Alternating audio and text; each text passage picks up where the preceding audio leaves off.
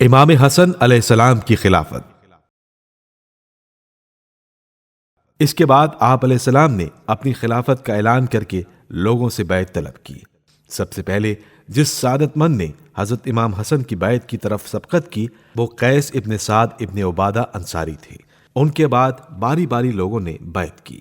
بیعت تمام ہو گئی۔ 40,000 افراد نے امام حسن علیہ السلام کے ہاتھ پر بیعت کی اور آپ علیہ السلام امامت حقیقی کے علاوہ خلافت ظاہری کے بھی مالک ہو گئے۔ اس مدت میں آپ علیہ السلام کو بے شمار مصائب کا سامنا کرنا پڑا۔ بنی امیہ نے ہر طرف آپ علیہ السلام کے لیے کانٹے بچھا رکھے تھے۔ امیر شام معاویہ ابن ابی سفیان، جس نے حضرت علی کو ایک دن چین سے حکومت نہ کرنے دی، بھلا امام حسن کو خلافت ملنے پر کیسے خاموش رہ سکتا تھا؟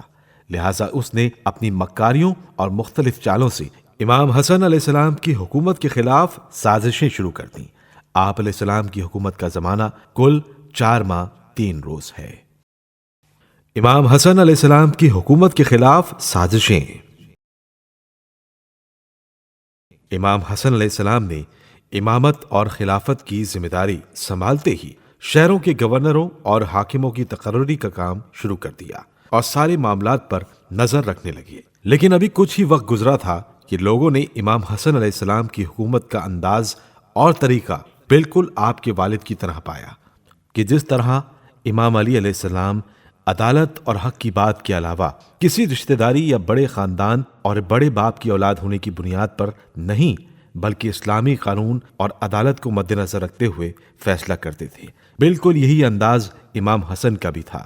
یہی وجہ بنی کہ کچھ قبیلوں کے بزرگوں نے جو ظاہر میں تو امام حسن کے ساتھ تھے لیکن اپنے ذاتی مفاد تک پہنچنے کے لیے مخفیانہ طور پر معاویہ کو خط لکھا اور کوفے کے حالات کا ذکر کرتے ہوئے تحریر کیا کہ جیسے ہی تیری فوج امام حسن کی چھاؤنی کے قریب پہنچے گی ہم امام حسن کو قید کر کے تیری فوج کے حوالے کر دیں گے یا دھوکے سے انہیں قتل کر دیں گے۔ اور چونکہ خوارج بھی ہاشمی گھرانے کی حکومت کے دشمن تھے اس لیے وہ بھی اس سازش کا حصہ بنے۔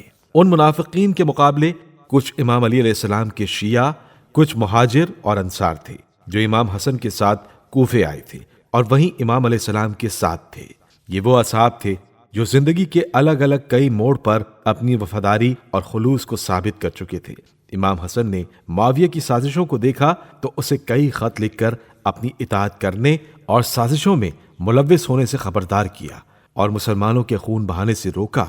لیکن معاویہ امام کے ہر خط کے جواب میں صرف یہی بات لکھتا تھا کہ وہ حکومت کے معاملات میں امام سے زیادہ سمجھدار، تجربے کار اور سن رسیدہ ہے۔ امام حسن علیہ السلام نے کوفے کی جامع مسجد میں اپنی فوج کو نخیلہ چلنے کا حکم دیا۔